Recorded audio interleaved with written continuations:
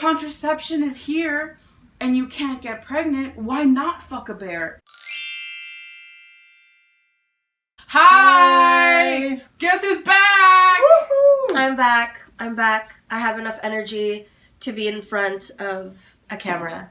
Yay, I'm back! Yay! I'm Diane, if you didn't already know. If you forgot her beautiful face, that's Diane. Mm-hmm. I'm Mariana. And I'm Raphael.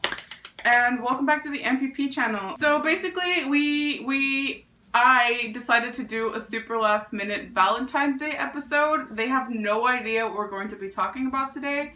And I prepared this on the fly, so please bear with us. Celebratory. Oh yeah, cute Valentine's Day, good enough. Shout out to Nathan Zed on all the social media. Oh, and it's a new background. We're at my place right now. Yeah, yes. And it's, we painted the walls for Valentine's Day. So sure. There we go. Sure. They'll all believe that. They'll all believe that. So just a little disclaimer before we begin. This episode may not be suitable for children. So if any children are watching, maybe tune out for a bit and just we'll see. And Diane might know what I'm going to be talking about because I honestly have no idea. It's a piece of CanLit, so it's Canadian literature with a capital L and a capital C. Is this like a Valentine's Day Mad Lib? Like, what is this? Alrighty. I'm just curious. So today I'm going to be presenting on a book called Bear by Marianne Engel. I thought you were going to say by Mariana. My personal fanfic. Okay. Does that ring any bells for anyone? No. No. Okay, perfect. That's exactly what I wanted. So this book was originally published in 1976. It won the Governor General's Literary Award in 1976 for Best Fiction in English. Mm-hmm. And the Governor General's Award is a really prestigious award here in Canada. They're kind of like a figurehead. They represent the Queen in Canada because Canada's part of the Commonwealth, if you did not know. And this book was called the most controversial novel ever written in Canada. Oh. All right, so I'm just gonna pull up I'm gonna read the dust jacket cover. Okay. From the original publication. He belonged to the place, lived behind the house, chained to his shed. She took him swimming, let him lie before the fire, grew to like him. They became lovers. And then Margaret Lawrence, author of The Diviner, said, fascinating and profound. This novel speaks of a woman's strange, and some would say bizarre and moving journey towards the inner freedom and strength and ultimately towards a sense of communion with all living creatures. It is an astounding novel, both earthly and mythical, which leads to the human self and also outwards to suggest and celebrate the mysteries of life itself. Okay. Right, I'm going to show you guys the picture of the cover. This is the original 1976 publication.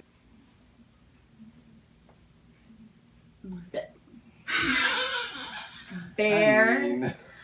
Can you describe to the viewers what you're seeing? So it's a topless woman, like kind of like this, and there's a bear behind her holding her. She seems completely drowning in desire. Yeah.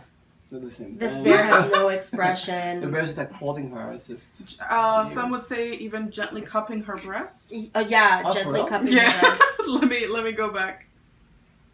Oh yeah. Yeah, there it is. Alrighty. So what the fuck is going on? Alright. Before we get into like the meat of the episode, I just want to thank the podcast The Secret Life of Canada. Their episode 4, The Secret Lives of Subversive Women, for the bulk of the research, and also the National Post article by Emily K. Keeler, titled Marianne Engel's Bear, reviewed the best Canadian novel of all time. So, as you can imagine, what kind of Beauty and the Beast nonsense? Let me read you the synopsis. So Lou is a 27-year-old librarian who jumps at the chance of briefly escaping her unfulfilling life in Toronto and her job at the Heritage Institute, which is kind of like a preservation/archival thing, and to document a house and the library of the recently deceased Colonel Carey, who has left his estate to the Heritage Institute. Behind the house, she discovers a bear who was a pet of the recently deceased. Over time, she develops a relationship with the bear that quickly escalates into a sexual one. At the end of the book, the bear has left deep scratches on her back, and she leaves the island forever changed. Oh, God. So both of you are obviously very uncomfortable. So wait, this bear's like, it starts off as a cub and like... No, it's a full-grown bear. Okay, It's a oh full-grown God. black I thought, bear. I'm like, oh no, she imprinted on the fucking cub. Alright, okay. Alright, okay. so let's talk about this book, alright? I swear there's a point. I promise.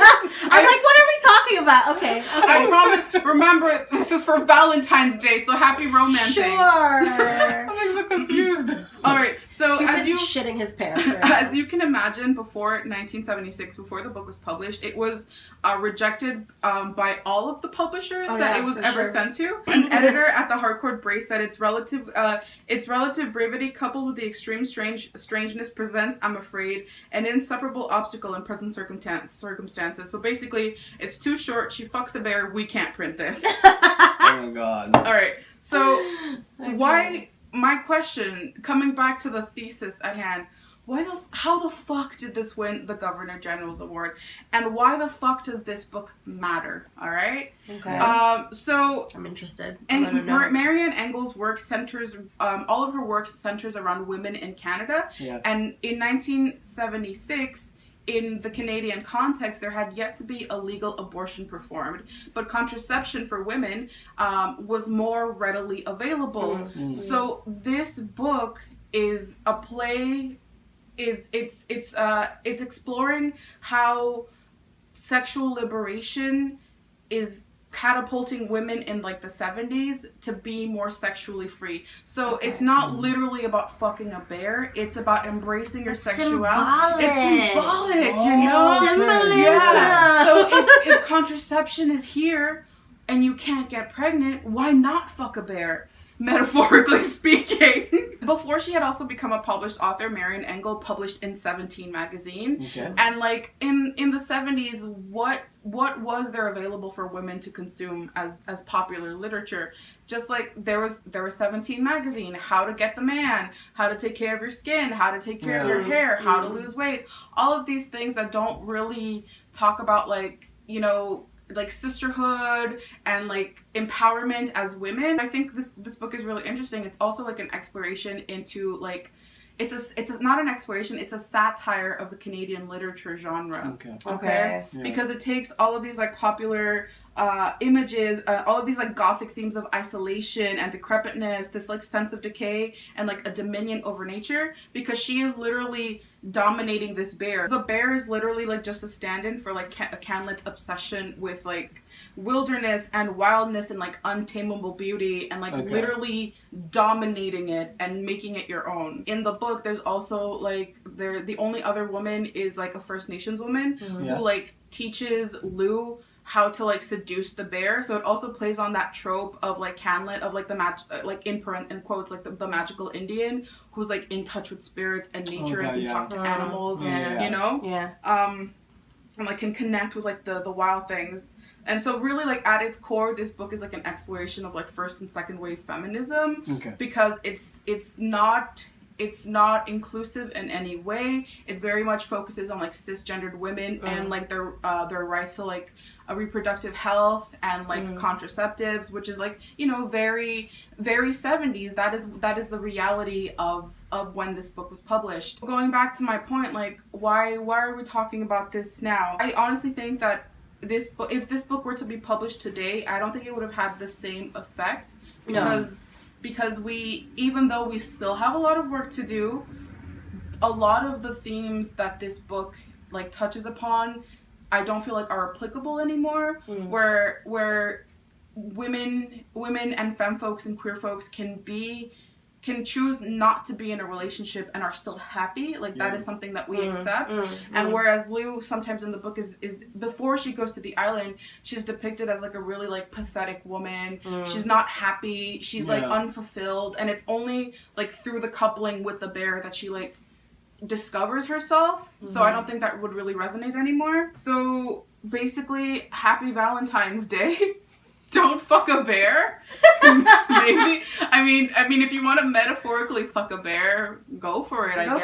Go for it. Please if that's what you're into. Metaphorically, okay. We're not going to kink shame. No, not on this channel. I learned a lot about a book that I've never read, and I'm in literature. One of the funny thing is, like, the original, like, dust jacket on the back, it's super vague. You don't know that she actually, like, fucks a bear. And then, like, later editions, it does become more explicit, like in the back that, like, she is, like, fucking a bear. The newer covers are a lot more pretty.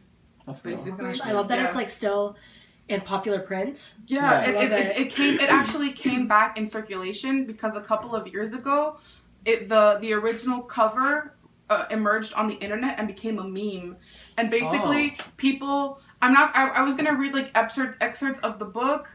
Do you want me to do that real quick? Yes, please. Give us a dramatic reading. I just have one paragraph, and it's, like, the least explicit one that I found, because I'm not here to talk about, like, bear balls. This is the original 50 Shades of Grey. It's 50 Shades of Bear. That bitch ain't got nothing on Marian Angle. Yeah, no. All right. No. Sometimes the bear half-ripped her skin with his efficient tongue. Sometimes he became distracted. She had to cajole him and persuade him. She put honey on herself and whispered to him, but once the honey was gone, he wandered off, farting and too soon satisfied. Eat me, bear, she pleaded, but he had turned his head warily to her and had fallen asleep. She had to put a shirt on and go back to work. What? That is the sickest fanfic. Wow. I'm surprised. I'm like, I don't know what to think. I really want to read this now. Me too. Just for research purposes. It's a good book. Like, You read this? You read the whole thing? Yeah, I read the whole thing. Oh my god. Yeah, because it was obviously, like, I'd do anything to put off my school reading. So, like, if it comes to reading, like, you know, a couple pages of, like, bear erotica, let's do it, you know? Yeah. But yeah, it's, if you look at it, if you read it and only take it at face value, you're gonna be like, what the fuck is this book? But you have to, like, actually, like, you know, think about it and, like, dissect it and, like, really remember that this is written in the 70s and, like, it's all about, like, women's lib and, like, contraception and how, like, that was the shit. So yeah, just, like, for Valentine's Day, happy Valentine's Day. Go read Bear by Marian Engels. I'm gonna read it. I will too. Thank you for bringing us into our channel, into our lives. Maybe next Valentine's Day we could all talk about Bear. I know. Maybe we can start a book club. Oh my god. And the first book is Bear Erotica. Oh my god, yeah. There's also a series of, like, American like, it's, like, really shit erotica. Yeah. It's written by a woman whose protagonists are also women, and they fuck dinosaurs. Dance? There's something out there for everybody. Thanks for joining us. Thanks Bye.